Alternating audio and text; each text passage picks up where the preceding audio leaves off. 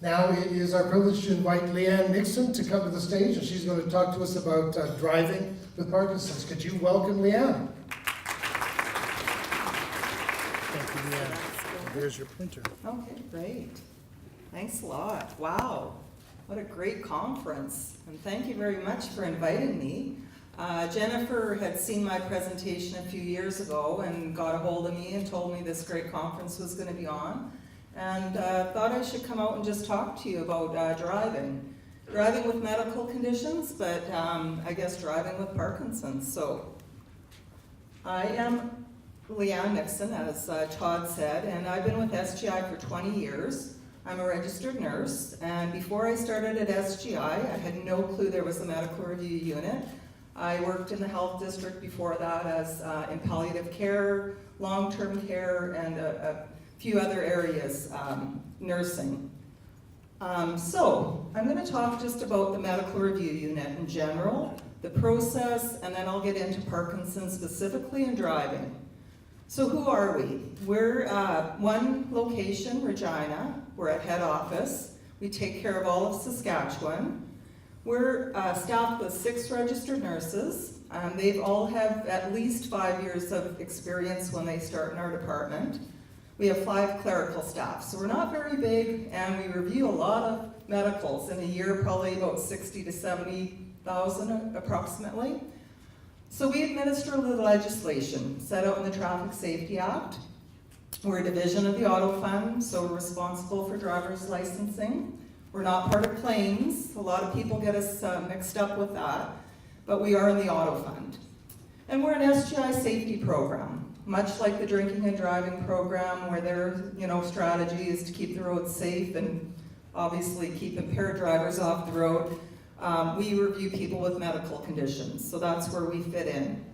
Every decision that we make is set out by the Canadian Medical Association, and that's the guidelines that physicians use and nurse practitioners, occupational therapists. And then we have another long standard called the Canadian Council of Motor Transportation Administrators, and that standard is which every jurisdiction in Canada uses. So we get together once a year. I go down to Ottawa or where, usually it's in Ottawa, and somebody from every jurisdiction comes and we look at the standards, anything new, up and rising. Right now, medical marijuana is on our radar, but so we review the standards at least once a year. So our goals and objectives in the medical review unit. Like I said, I've been in the medical review unit for 20 years, and when I first started, we were a lot more rigid, and what we're trying to do is break the barrier of SGI. Once you report, you're never going to get out of our system. And you know what? When I first started 20 years ago, it was rigid, I have to admit. And I became manager, about 7 years ago, and a lot has changed. And we're trying, and that's why I'm so happy to be here, just to let you know that we do have a heart in the medical review unit, and we're not trying to get people off the road. We are just trying to make our roads safer for everybody out there, including the person with a medical condition. So we try to strike a balance, looking at the individual's transportation needs. We have a lot of people that live in rural Saskatchewan that we try to keep on the roads because we realize, if you live on a farm, you need to drive, right? So we'll look at the information that comes in and we try to strike a balance because we know that driving is very important. I mean, I got my license when I was 15, and it is very important to people, so we do realize that. So how do we find out about people in the medical review unit? In Saskatchewan, we do not have mandatory reporting at a certain age. In other jurisdictions they do. Alberta, I believe you turn 75 and you have to submit a medical. Saskatchewan has never gone that route because we don't want to paint everybody with the same brush. We'd rather people tell us about their medical conditions, or as you'll see in my next slide, some people need to report to us medical conditions. So the first way is self-reporting. So any driver that has a medical condition, we advise them to self-report that condition. You can do it when you renew your license. The medical question is there. Do you have any medical conditions that may affect your driving? Yes or no. Reporting, though, can be done at any time, and that's why it is good. We're trying to get out to more support groups to talk about this, because I'll just give a little scenario of why it is important to report it. And we do advise with any medical condition is when you're first diagnosed with it is probably the best time to report it to our department. Just one scenario with diabetes. So if you're diabetic, you always answer no to that medical question. And now, of course, we're only asking it every 5 years. So if you're driving and you've never reported to SGI, you have a low blood sugar, you're in a collision, the adjuster is adjusting the claim, and you say, you know what, my blood sugar, or maybe emergency department comes because you've blacked out. The claim adjuster will phone our department and they'll say, has this person ever reported this medical condition? And our girls will look it up and they'll go, you know what, no, unfortunately they haven't. And I mean, the physician should have maybe been reporting as well. And then there may be a chance that the claim isn't covered because somebody hasn't reported to our department. So that's just one way, because I know a lot of people, that's a lot of confusion to people of, well, why is it so important that I report? Well, that's why. So a lot of times people are at issuers, you know, wondering if they should answer yes or no.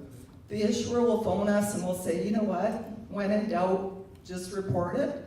A lot of things we won't even get a medical for, if it's hypertension, asthma, those sorts of things. The nurses look at it and decide if a medical needs to be requested. As I said, there are certain healthcare professionals that are obligated under the Traffic Safety Act to report medical conditions. So physicians, nurse practitioners, occupational therapists, optometrists. Those are the medical practitioners that if they feel somebody shouldn't be driving, that's kind of negative, I shouldn't say that. If they have concerns that somebody needs to be assessed or may not be safe to drive, they'll report to us. Because I mean, that, like I said, that's not our goal to get everybody off the road. Physicians and healthcare practitioners can keep that information confidential if they wish. Another way we find out about people with medical conditions is concerned citizens, family, sometimes people struggling with Alzheimer's, dementia. The physician, you know, or healthcare practitioner is reluctant to report to us. We have the family, the son or the daughter phoning us going, Mom or Dad's still driving, what can I do? We can accept a confidential report. The person has to say who the driver is, they have to give us enough information, and they have to sign it.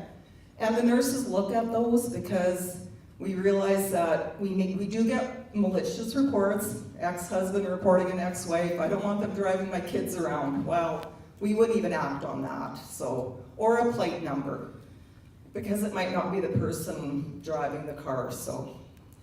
Other ways we find out is law enforcement.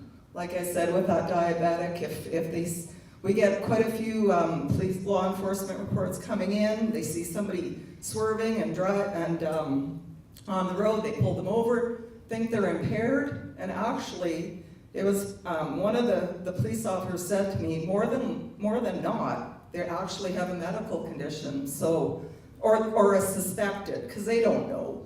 But they'll send the report in to us, and then we'll get a medical report and follow up with the doctor. Our adjusters, as I told you, driver evaluation programs. I'm going to talk about that a little bit when I get into Parkinson's and driving. And then other healthcare professionals, home cares, or driver examiners, and commercial periodic programs. So if you drive a semi, taxi, school bus, those are mandatory medicals at a certain age that come into us.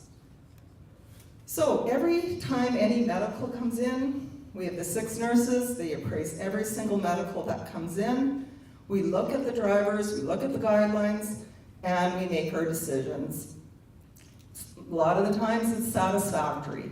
You know, we just say, yeah, the nurses will sign it off, the process is complete. You don't have to report. That was something I forgot about self-reporting. If you report your medical condition one time, if you go in 5 years, and so if you report it, we send you a medical, the medical comes back. When you renew again in 5 years, unless anything has changed in the 5 years, you do not need to answer yes again to that question. Because we keep your medical and information on the system forever. So,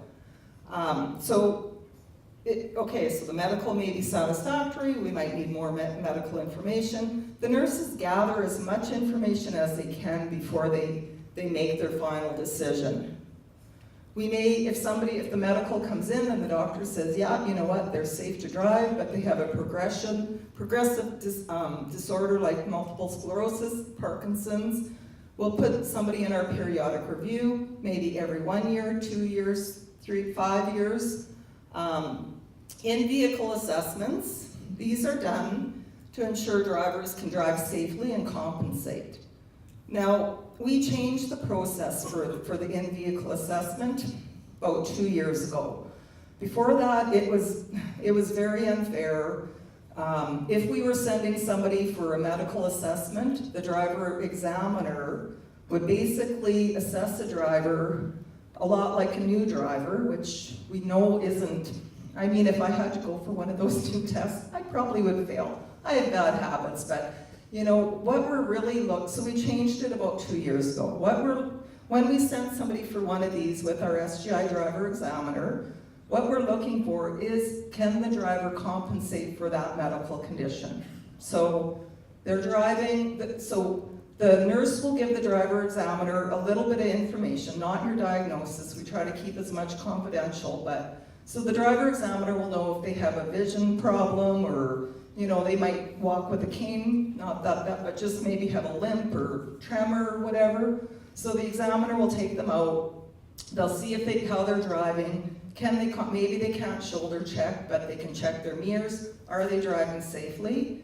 Halfway through the assessment, they'll pull them over and they'll go, you know, you were making those left turns really wide, or you were doing this or that. They'll kind of have a conversation with them, and then they'll take them back out and see how they're driving. So it's a lot fairer. They're not making them parallel park, hallelujah, because I would fail on parallel park. So, and then we might ask somebody to go through one of our driver evaluation programs, driver assessment.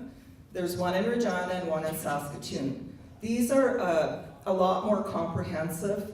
It's a day-long program. There's an occupational therapist that does in-house testing, and then they take the person out on the road. So a lot of the times, maybe people that's had a stroke that affect their physical ability, plus maybe their cognitive ability, we'll send them to this program. And at times, it's funny, you come in on a Monday morning and you look at our faxes, and sometimes there's a few emerge doctors that have reported people with seizures, right? So unfortunately, if somebody's been in an emergency, had a seizure, they will be suspended for a time period, 6 months or whatever it is, depending on the cause of the seizure. So if we ask for a medical, we give a time period, 30 to 60 days usually. If the person doesn't get in the medical report, then we will send a warning letter and suspend for non-compliance if the medical doesn't come in. And some of our licensing decisions, we have an appeal board, the Highway Traffic Board there at Justice, in the Justice Department. We pay for medicals. A lot of jurisdictions do not pay for medicals. BC does. We pay the complete cost for medicals. And if we're very flexible for extensions on, if we've sent you a form, we'll give you a due date. If you need an extension, we're very good at giving extensions for that. We know doctors are really busy, and nurse practitioners can fill out our form as well. So Parkinson's, specifically. Diagnosis of Parkinson does not mean you shouldn't be driving unless somebody, your physician or nurse practitioner or occupational therapist has said, you know what, maybe you should stop driving right now until you're assessed by SGI. That's how a lot of things, or a lot of medical conditions do get reported to us. It's usually not, this person has this medical condition, they shouldn't be driving. With a severe dementia, of course, the physician will report and say, unfortunately, this person has severe dementia. We'll have to just, send them a letter saying they can't drive any longer. But with Parkinson's, a lot of the times it's just, here's the report. Maybe you should assess to see if they're safe to drive, or it's just, letting you know, and they're good to go for another 2, 3 years, 5 years, right? It's just getting it in, fulfilling that insurance obligation of having a driver's license. So monitoring of Parkinson's, we determine it. The nurses aren't actually, looking at a driver and determining it. We ask for the physician report of the nurse practitioner.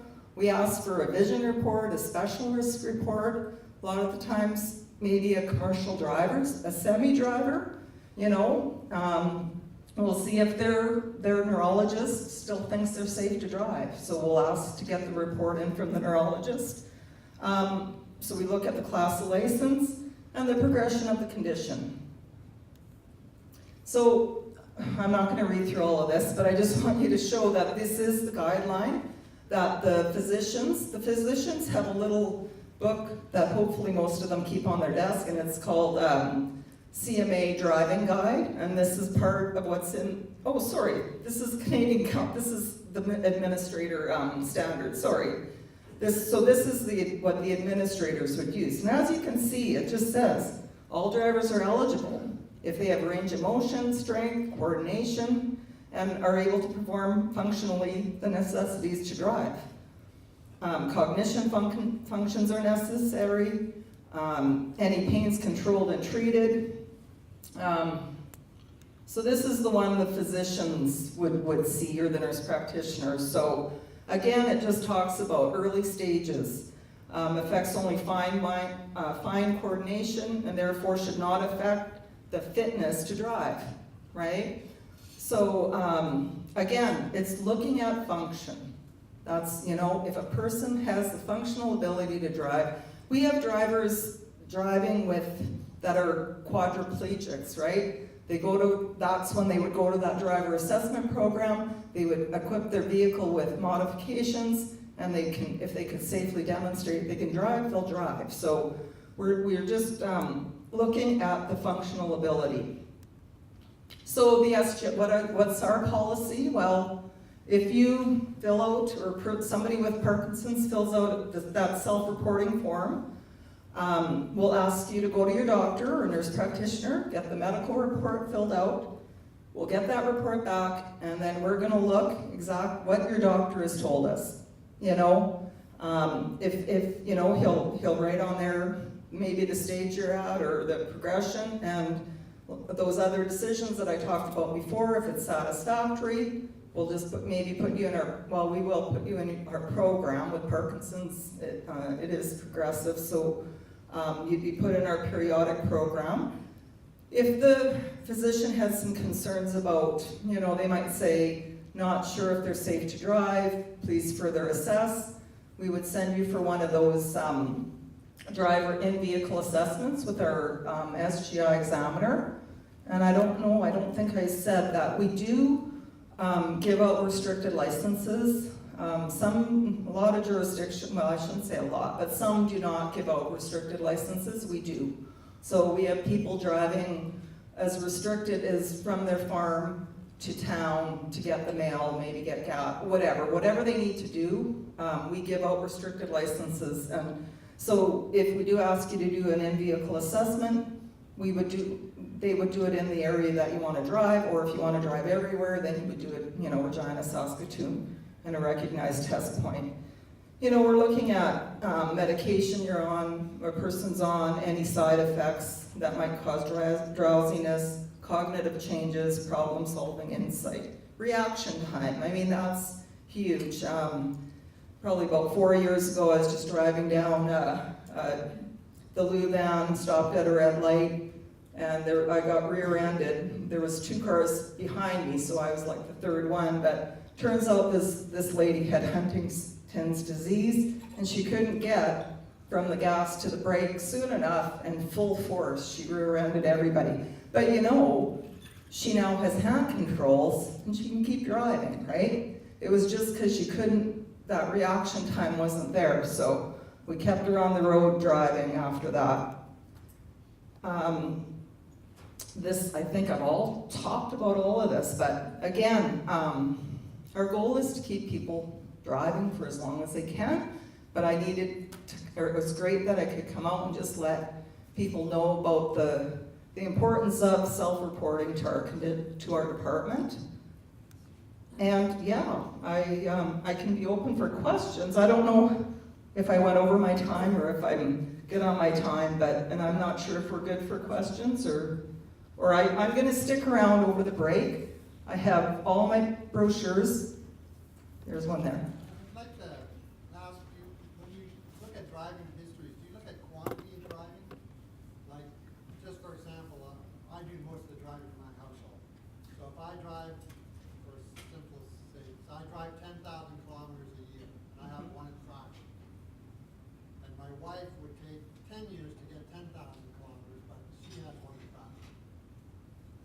Do you look at, she has Yeah. one infraction over 10 years, and I get one every year for 10 years. Right. Do you look at Usually we don't get in that much detail, right? We do, when the nurses review, they will look at the driving history, you're right, for any infractions. I don't know if you all heard his question, but he was saying, do we look at, so you drive, 10,000 kilometers, you get in one collision or have one infraction, and then maybe somebody else doesn't drive as much, and they have that same one in a shorter period. We usually, like I said, we only have access to the driving history, so we could see if you had a collision or if you, failed to stop at a red light. When that does maybe come into play is if we ask somebody to go for one of those on-road in-vehicle assessments with our driver examiner, they're usually about an hour or an hour and a half long, right? So another thing they're looking at is fatigability, right? With some medical conditions, after an hour, you can be totally wiped out, and they want to make sure that you're still okay to drive. So, but per se, we don't ask, maybe with a commercial driver, a semi-truck driver, right? We might ask the doctor, well, how are they long haul, are they short haul, or what are they using to drive the semi? So, yeah. Okay, thanks. Thank you, Leann.